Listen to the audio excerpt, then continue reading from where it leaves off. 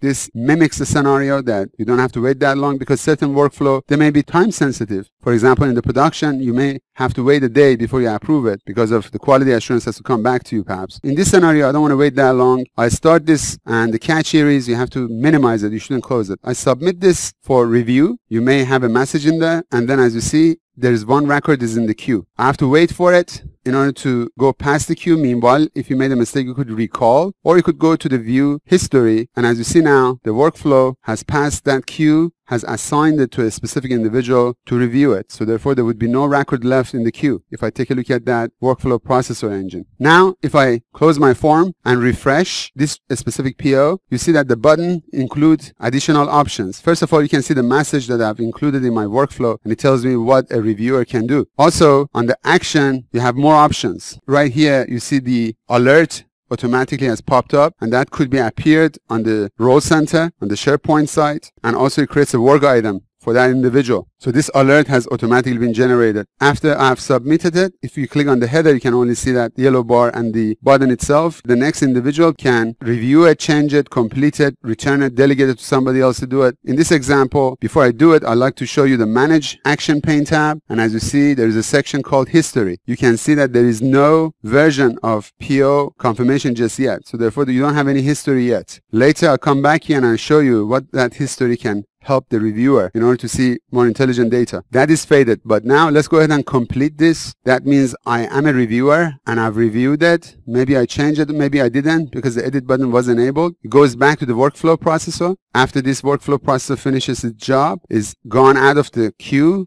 If I take a look at the transaction, meanwhile, you see by reviewing and completing the review, still the transactions are not created. So therefore, you won't see them in an arrival form. If I go back and refresh this, now the third party that is supposed to approve it get the message perhaps, and then as you see, meanwhile, you no longer can edit this. You cannot change it anymore because it has been reviewed and is waiting upon approval of somebody else. The change request or request change button is also disabled because nothing has been approved yet. You have to wait until it gets approved. And still you cannot confirm it because it has to be approved first. So let's go ahead and say, I'm going to approve this. And again, goes back to the workflow engine. And as we see, a record will appear here in the queue. And as soon as this passes, when I refresh this, you see a couple of things happen. First of all, on the action pane, you see that the request change button becomes enabled. That means if has been approved and you still want to change something, you no longer can edit it. You have to again go through the same process, submit and approve. Another opportunity that you can see now is going through the inventory transaction, and at this time, the transaction has been created.